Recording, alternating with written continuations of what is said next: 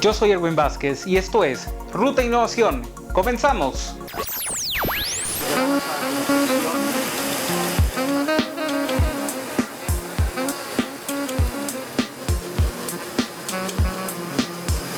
Nuestra compañía se llama Fukutex, una empresa dedicada a comercializar maquinaria textil y repuestos para la industria textil.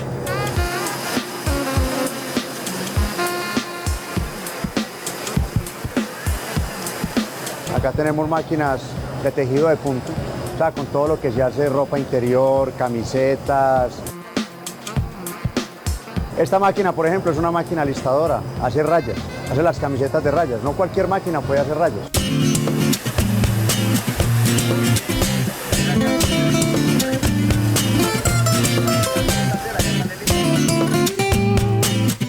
Entonces son camisetas muy prácticas. Mire que uno involuntariamente muchas veces utiliza las camisetas tipo polo y uno no sabe por qué, pero usted no la había arrugada nunca.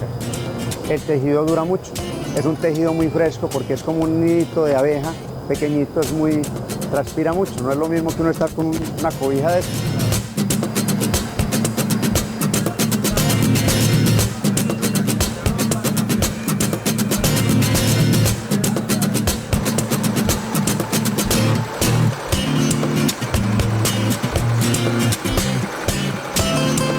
Por ejemplo, esta máquina, como hace rayas, pues se le colocan hilos preteñidos. Preteñidos es que los tiñen antes de tejerlo. Como ven ustedes, la máquina tiene hilos fucsias, blancos, negros. Y la máquina, cuando uno la programa, uno le dice, hágame tantas vueltas del hilo blanco, después tantas vueltas del rosado o del fucsia, tantas vueltas del negro. Y así saca uno las pintas de la prenda.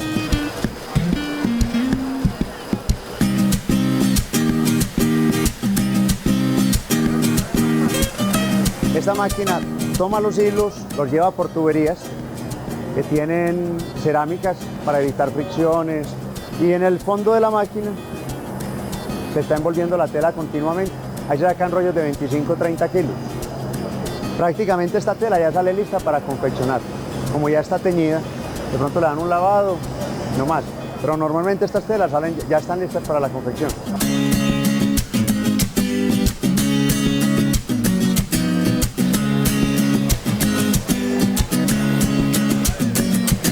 La gran ventaja de una tela tejida con preteñidos es que te va a durar mucho. Eso tú lo puedes lograr estampando una tela blanca. Tú puedes estampar una tela blanca, pero después de varias lavadas ya la vas a ver desteñida, la vas a ver fea, no se van a definir tanto los colores. Mira la definición que logran, la separación, por ejemplo, entre el blanco y el fucsia. Es totalmente nítida. Entonces son prendas que duran, que dan vivacidad y que dan mucha mejor calidad.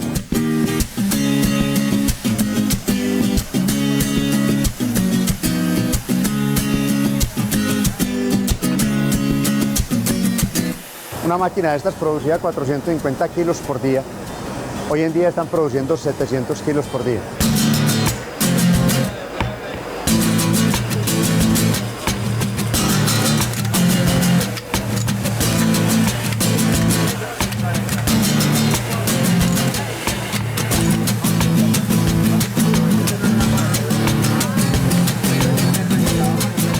Hemos vendido estas máquinas para la industria de los avisos. Todos los que cortan avisos en acrílico, en MDF, tienen de estas máquinas. Para la industria del cuero, los que marcan el cuero, los que hacen todas las marquillas de los blue jeans, los que hacen zapatos, los que marcan suelas.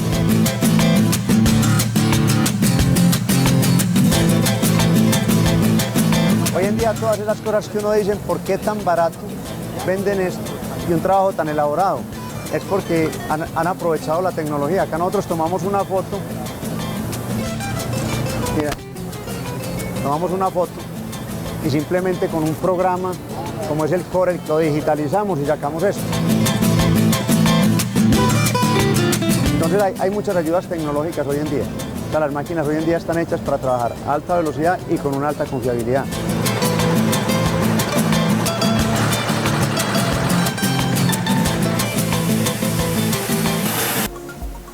Belén Fernández, una empresaria del sector textil en España, se vio en la situación de innovar o morir. Así de fácil.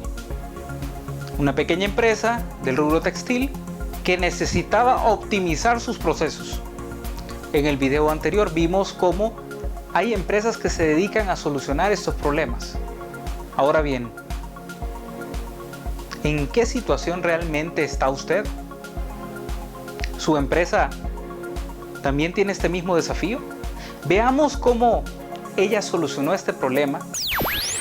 Novatex se conoce desde un principio como la empresa aguas abajo o la única empresa aguas abajo de la multinacional DuPont, siendo la primera transformadora en Europa de su producto. Para mí innovar es gestionar procesos no solo técnicos, sino medioambientales, de calidad, de gestión de personas. Eso fue nuestra primera innovación y a partir de ahí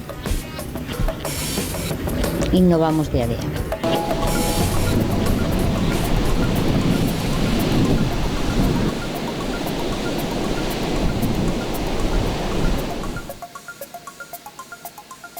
Novatex es una empresa industrial de confección que se dedica a la confección principalmente y a la transformación de un producto de un solo uso que se llama Sontara, que fabrica la multinacional DuPont. También nos dedicamos a la fabricación de prendas laborales para industria, sanidad, sectores del mercado emergentes. Son toallas, batas de un solo uso que ahora podemos ver en cualquier empresa, laboratorio, peluquería, sanidad. Siempre buscamos la diferenciación a través del Sontara, pero también a través de tejidos especiales, como pueden ser ignífugos y de alta visibilidad, antiácidos. La evolución pasa pues de ser una empresa, un pequeño taller de confección, a ser una empresa industrial, competitiva, con un índice de productividad elevado y con unas capacidades todavía de crecimiento muy, muy importantes. Uno de los motores principales, evidentemente, la rentabilidad. El factor económico en una empresa de este tipo, cuando el textil está totalmente deslocalizado, es muy importante.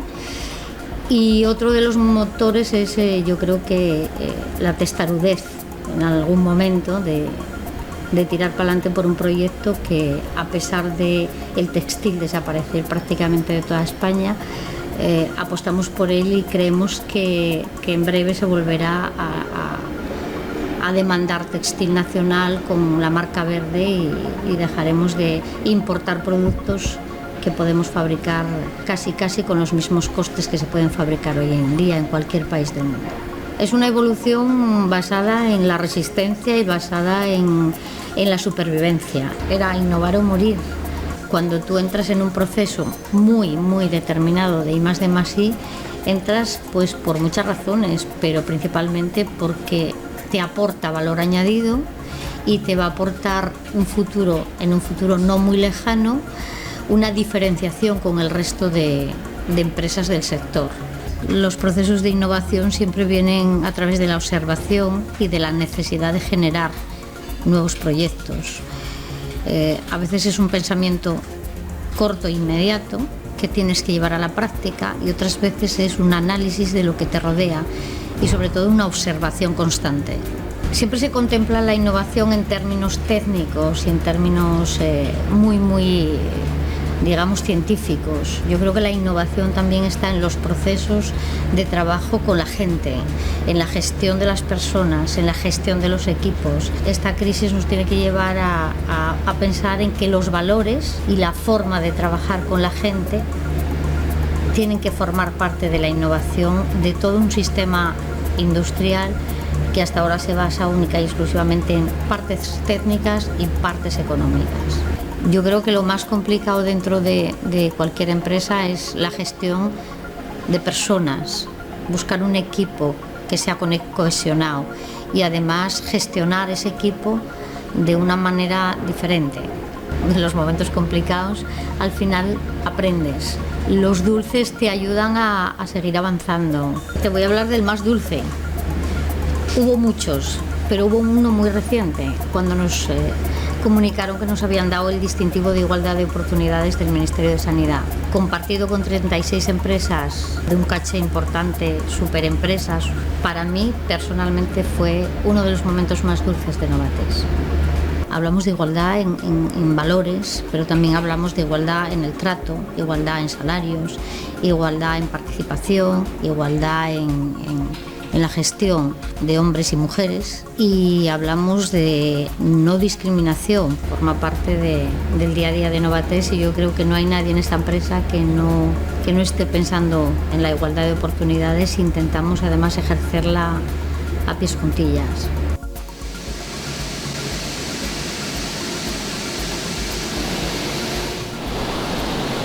Lo que me llevo a la playa normalmente son lo que dejo en Novatex, la situación del momento, buscar salidas a algunas situaciones complejas o complicadas, y el mar me ayuda con el sonido y con el olor a relajar esa situación y a tener un punto de vista desde la lejanía que supone la inmensidad del mar.